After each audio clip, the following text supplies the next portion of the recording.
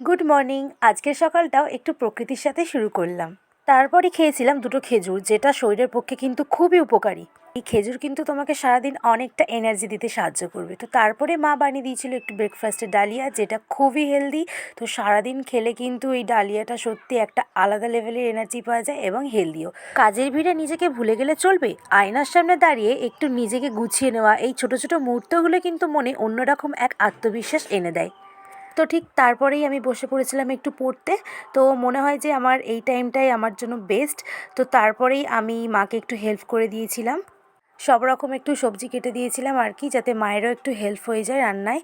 তো তারপরেই আমি দুপুরে আমার লাঞ্চটা কমপ্লিট করলাম। তো আজকে আমার ফেভারিট সব খাবারগুলো ছিল সত্যিই দারুণ।